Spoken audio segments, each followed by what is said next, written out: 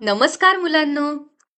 शिवरायांच्या कथा या आपल्या सीझन मधल्या पहिल्या गोष्टीचं नाव आहे शिवजन्मापूर्वीचा महाराष्ट्र. आपल्या भारतात वेगवेगळी राज्य आहेत, त्यातलंच एक म्हणजे महाराष्ट्र. पण तुम्हाला माहितीये का, फार फार वर्षांपूर्वी म्हणजे अगदी 500-600 वर्षांपूर्वी महाराष्ट्र राज्य असं नव्हतंच मुळी. भारत देशाच्या मधोमध नर्मदा नदी वाहते. या नर्मदा नदीच्या खालच्या बाजूला म्हणजेच दक्षिणेला हा भाग असल्यामुळे तो दख्खनचं पठार म्हणून ओळखला जायचा. अशा या दख्खनच्या भागात कशाचीही कमतरता नव्हती. भरपूर धान्य, अतिशय सुंदर असा निसर्ग, मिळून मिसळून राहणारी माणसं, त्यांच्याकडे असलेल्या कला, एकमेकांबद्दल असणारं प्रेम, या सगळ्या गोष्टी इथे अगदी पुरेपूर होत्या. कुठलंही राज्य चांगलं चालवायचं म्हणजे त्या राज्याचा राजा सुद्धा तेवढाच चांगला हवा, बरोबर ना? त्यावेळेस सातवाहन, राष्ट्रकूट, चालुक्य, कदंब, यादव यासारख्या वेगवेगळ्या राजघराण्यांनी हा दख्खनचा भाग सर्व गुण संपन्न केला होता. त्याचं वैभव वाढवलं होतं. हे राजे जेव्हा राज्य करत होते ना, तेव्हा त्यांनी या पठारावर सुरेख कोरीवकाम केलेली मंदिरं बांधली होती. तिथे घडवलेल्या मूर्ती, वेगवेगळी सुंदर शिल्प, मोठे मोठे तलाव, दीपस्तंभ, हे सगळं अगदी भरपूर प्रमाणात होतं. या सगळ्यामुळे दख्खनचं हे पठार खूप दूर दूर पर्यंत सगळ्यांना माहिती झालं होतं. वर्ष 1293 म्हणजे 732 वर्ष मागे. त्यावेळेस दख्खनच्या पठारावर यादव राजा रामदेव राय राज्य करत होता. हे राजघराणं त्यावेळेस संपूर्ण भारतात एक अतिशय बलवान घराणं म्हणून ओळखलं जायचं. त्यांच्या सेनेशी युद्ध म्हणजे पराभव ठरलेला. त्यांच्या विरुद्ध कुणीच जिंकू शकायचं नाही. आपण आता मराठीतच बोलतो की नाही, तर याच यादव राजांनी मराठी ही भाषा सगळीकडे वापरायला सुरुवात केली होती. या मराठी भाषा बोलणाऱ्या भागाला आपण आपल्या सोयीसाठी गोष्टी ऐकण्यापुरतं महाराष्ट्र असं म्हणूया. तर महाराष्ट्रात त्यावेळेस सगळं छान चालू असतानाच एक खूप मोठी गोष्ट झाली.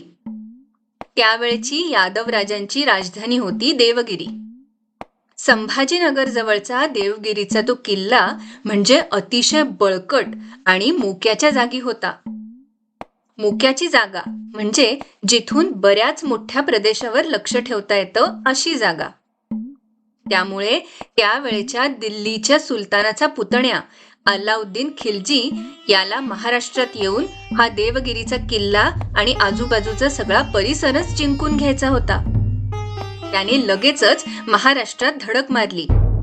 शांत सुंदर अशा या राज्यात आता घोड्यांच्या टापांचा जोर जोरात आवाज येऊ लागला. धुळीचे लोटच्या लोट उठू लागले. महाराष्ट्रात असं आलं होतं तरी कोण?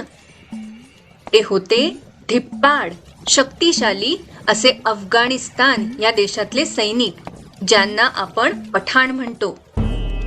ते 8000 पठाण दीन दीन म्हणत महाराष्ट्रावर चालून आले. पण राजा रामदेव राय याला खूप उशिरा कळलं की महाराष्ट्रावर किती मोठा हल्ला होतोय ते. त्यांनी आधीपासून युद्धाची काही तयारीच करून ठेवली नव्हती. त्यामुळे हे एवढं मोठं पठाणी सैन्य अगदी जवळ येऊन उभं राहिल्यावरच तो खडबडून जागा झाला. लगेचच त्याने आपल्या सैन्याची जमवाजमव करायला सुरुवात केली. पण झालं होतं असं की त्याचं बरंचसं सैन्य हे दुसऱ्या एका ठिकाणी लढाईत गुंतलं होतं. आणि अशा शक्तिशाली पठाणांबरोबर लढायला रामदेव राय राजाकडे पुरेसं सैन्यच नव्हतं. त्यामुळे घाट लाजिवडे इथे अल्लाउद्दीन खिल्जी बरोबर जेव्हा युद्धाला सुरुवात झाली, तेव्हा राजाची सगळी सेनाच हरली. प्रचंड प्रमाणात सैनिक जखमी झाले, काही तर मारले गेले.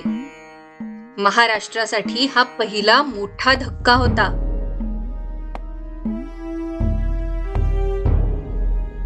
आणि अल्लाउद्दीन खिलजी तेवढ्यावरच थांबला नाही बरं का. आपली सगळी सेना घेऊन तो पुढे साक्षात राजधानी देवगिरीवर निघाला. किल्ल्यात तर खूपच थोडं सैन्य असल्यामुळे त्या सैन्याचा ताकदवान अशा अल्लाउद्दीन समोर अजिबात टिकाव लागला नाही. राजधानी देवगिरी सहज शत्रूच्या हाती लागली, म्हणजे शत्रूने जिंकून घेतली. आणि राजा रामदेव राय तर किल्ल्यातच अडकून पडला. ना खाण्यापिण्याची मदत मिळत होती, ना आजूबाजूच्या कुठल्या राजाची. त्यामुळे आता मात्र तो काळजीत पडला. इथून सुटायचं कसं? शत्रूच्या तावडीत तर आपण अजिबात सापडायचं नाहीये, पण मग करायचं काय? त्याच्या समोर आता एकच उपाय उरला होता, बिनशर्त शरणागती. म्हणजेच शत्रूकडे काहीही न मागता, कुठलीही अट न ठेवता आपला किल्ला शत्रूला देऊन टाकायचा. एवढा बळकट, शत्रूपासून रक्षण करणारा आपला किल्ला असा कोणालाही देऊन टाकायचा? बाप रे, एवढी मोठी गोष्ट होती ती. पण करणार काय? एवढ्या मोठ्या राज्याचा राजा रामदेव राय एका सुलतानी शक्तीसमोर शरण आला. थोडंसं सैन्य, मित्र असलेल्या राजांकडून न मिळालेली मदत, बेसावध असल्याने पुरेशी तयार नसलेली शस्त्र, यामुळे अल्लाउद्दीन खिलजीला राजा रामदेव रायचं हे एक बलाढ्य राज्य अगदी सहज मिळालं. या युद्धामुळे महाराष्ट्राच्या यादव सैनिकांचा आत्मविश्वास तर निघून गेलाच, आणि शिस्त, नियोजन आणि सगळ्यात महत्वाचं म्हणजे चांगलं नेतृत्व, या सगळ्या गोष्टी पुढे कित्येक वर्ष त्यांच्याकडे परत आल्याच नाहीत. नेतृत्व म्हणजे कोणातरी एका माणसाने सगळ्यांना एकत्र पुढे घेऊन जाणं, हे युद्धात लढताना अतिशय महत्वाचं असतं. आपल्या भागावर, आपल्या देशावर सुद्धा तेवढंच प्रेमही असावं लागतं. तरच युद्ध करताना त्वेषाने, जोशाने लढता येतं. त्यानंतर महाराष्ट्रात आता वरचेवर असे हल्ले, अशी युद्ध व्हायला लागली. एकदा हा सुलतान, मग तो सुलतान, अशा त्यांच्यात सुद्धा लढाया सुरू झाल्या. या सगळ्यात महाराष्ट्रातल्या माणसांचे मात्र अत्यंत हाल व्हायला लागले. मंदिरं पाडली गेली, देवदेवतांच्या मूर्त्या मंदिरातून काढल्या गेल्या, गावच्या गावं बेचिराग झाली.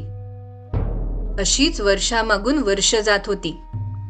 पुढे भारतात मुघल साम्राज्य आलं, म्हणजे मुघलांचं राज्य आलं. त्यांच्याकडून महाराष्ट्रातच नाही तर अख्ख्या भारतात लूटमार, अत्याचार, जमिनी बळकावणं इत्यादी प्रकार सुरू असताना भारतातले इतर राजे नुसते बघत बसायचे. आणि फक्त मुघलच नाही तर अहमदनगरचा निजामशहा, विजापूरचा आदिलशहा, गोवळकोंड्याचा कुतुबशहा हे सुद्धा सतत एकमेकांबरोबर युद्ध करत बसायचे. त्याचाही प्रजेला खूपच त्रास व्हायचा. पोटभर खायला अन्न नाही आणि वर हाल होत होते ते वेगळेच. महाराष्ट्रातली सगळी लोक अत्यंत त्रासून गेली होती. त्यांच्याकडे कुणाचंच लक्ष नव्हतं. शेतात धान्य पिकवायचं, पण ते स्वतः खायचं मात्र नाही.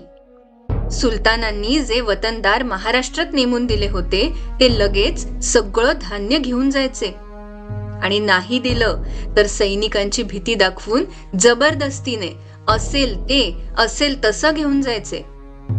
लोकांना काहीही बोलायचा, विचारायचा अधिकारच नव्हता.